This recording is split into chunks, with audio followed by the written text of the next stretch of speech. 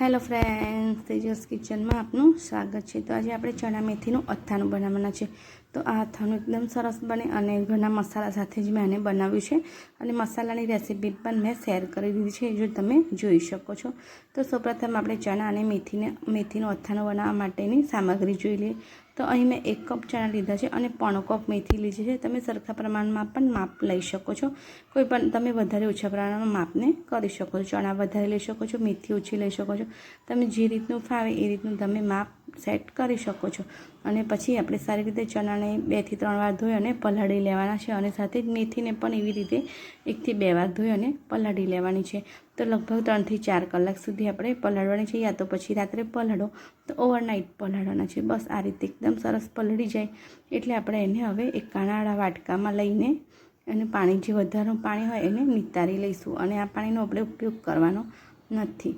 તો હવે આપણે કાણાવાળા વાડકામાં ચણા અને મેથી મિક્સ કરી લઈશું અને કાઢી લઈશું, જેથી કરીને જે પણ એક્સ્ટ્રા પાણી હોય એ બધું જ પાણી સરસ રીતે નિતરાઈ જાય। પાણી નિતરાઈ જાય પછી આપણે બધા ચણા અને મેથી જે મિક્સિંગ છે એને એક દુપટ્ટો લેવાનો છે, કોઈ પણ કોટનનો કે કોઈ પણ દુપટ્ટો તમે લઈ શકો છો અને આ રીતે એને ફેલાવી દેવાના છે અને પંખા નીચે લગભગ 2 કલાક સુધી રહેવા દેવાના છે। 2 કલાક સુધી રહેવા દેવાથી એકદમ સરસ જે પણ એક્સ્ટ્રા પાણી હશે એ બધું જ શોષાઈ જશે અને એકદમ ડ્રાય થઈ જશે। તો બસ આપણે 2 કલાકથી વધારે એને સૂકવવાના નથી, વધારે સૂકવીશું તો ચણા ચવળ થઈ જાય છે।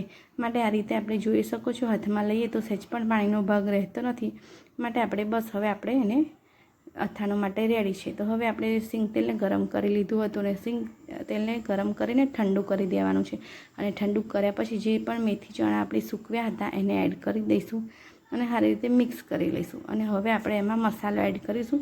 તો આ મસાલો મેં ઘરે જ બનાવ્યો હતો, જે મેં મસાલાનો યુઝ કર્યો છે। તો અહીં લગભગ મેં 250 થી 300 ગ્રામ જેટલો મસાલાનો ઉપયોગ કર્યો છે। તો એકદમ સરસ ઘરે ચોખ્ખો અને એકદમ સસ્તો મસાલો બનીને રેડી થઈ જાય છે। તો તમે મારી મસાલાની રેસીપી પણ જોવાનું ચૂકશો નહીં। તો મેં આગળ અપલોડ કરી દીધી છે, જે તમે આરામથી જોઈ શકો છો। તો બસ હવે આપણે બધું જ સરસ રીતે મિક્સ કરી લઈશું। તો જોઈ શકો છો ઘરે બનાવેલો મસાલો છે, છતાં પણ કલર પણ એટલો સરસ છે। આજે મેં અથાણામાં ઘરે જ બનાવેલા મસાલાનો ઉપયોગ કર્યો છે, બહારનો કોઈ પણ મસાલો મેં સહેજ પણ એડ કર્યો નથી। તો તમે પણ એકવાર આ રીતે જરૂરથી ટ્રાય કરજો। તો બસ હવે આપણે મેથી ચણા મસાલો તેલ બધું જ સરસ રીતે મિક્સ કરી લીધું છે। તો હવે આપણે મેઇન ઇન્ગ્રેડિયન્ટ છે જે લસણ છે। તો અમે આ અથાણામાં લસણનો ઉપયોગ કરીએ છીએ, જે ખૂબ જ સુપર ટેસ્ટી લાગે છે।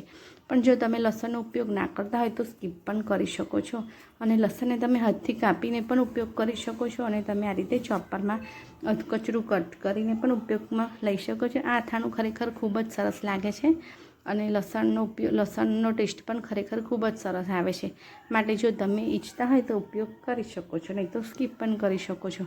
તો બસ હવે આપણે મિક્સ કરી લઈશું ને સાથે જ મેં અહીં તોતાપુરી કેરી લીધી છે, જે મેં 2 કેરી લીધી છે, જેના મેં આ રીતે કટકા કરી લીધા છે। તો તમને જે પણ શેપમાં કટકા ગમે એ શેપમાં કટકા કરી શકો છો। તો બધું જ સરસ રીતે આપણે હવે મિક્સ કરવાનું છે અને એકાદ દિવસ રાખી અને પછી આપણે એને બોટલમાં ભરી લેવાનું છે। તો આ અથાણું એકદમ સરસ ફટાફટ ઇન્સ્ટન્ટ બની જાય છે અને ઇન્સ્ટન્ટ ખાવા માટે પણ રેડી થઈ જાય છે। અને આ અથાણાને જો તમે ફ્રીજમાં રાખો તો 6 મહિના સુધી સ્ટોર કરી શકો છો અને જો બહાર રાખો તો એ વધારે ટાઈમ સારું નથી રહેતું। ચણા અને મેથીના લીધે ચીકાશ પકડાઈ જાય છે અને ટેસ્ટ થોડો ચેન્જ થઈ જાય છે। માટે બને ત્યાં સુધી વધારે ક્વોન્ટિટીમાં બનાવો તો એને ફ્રીજમાં રાખવું જ હિતાવહ છે। માટે થોડું ફ્રીજમાં ને થોડું બહાર રાખો એવું પણ તમે કરી શકો છો। તો જોઈ શકો છો આપણું એકદમ સુપર ટેસ્ટી અને ખાવાનું મન થઈ જાય એવું અથાણું ચણા મેથીનું અથાણું રેડી થઈ ગયું છે। તો આપણે બોટલમાં ભરી લઈશું। તો સરસ રીતે અથાણું બનીને તૈયાર થઈ જાય છે અને તમને ખૂબ જ હેલ્ધી અથાણું છે, જે મેથી કાચી અને ચણા કાચા હોવાથી અથાણું સરસ લાગે છે અને મસાલામાં પણ કોઈ પણ વધારે ઇન્ગ્રેડિયન્ટ્સ નથી, એકદમ હેલ્ધી મસાલો આપણે ઘરે જ રેડી કર્યો છે। તો આ અથાણું આપણા માટે ખરેખર ખૂબ જ હેલ્ધી છે। તો તમે પણ એકવાર જરૂરથી ટ્રાય કરજો અને મારી રેસીપી સારી લાગી હોય તો લાઇક, શેર અને સબસ્ક્રાઈબ કરવાનું પણ બિલકુલ ના ભૂલશો અને ફેમિલી અને ફ્રેન્ડ્સમાં શેર પણ કરી દેજો, જેથી કરીને મારી રેસીપી બધાને જોવી ગમે અને બેલ આઇકન પ્રેસ કરવાનું પણ બિલકુલ ના ભૂલશો, જેથી કરીને મારી જે પણ રેસીપી હોય સૌથી પહેલાં તમને જોવા મળે। તો બસ આપણે અથાણું રેડી થઈ ગયું છે ખાવા માટે। તો મળીશું ફરીથી આવી જ રેસીપી સાથે।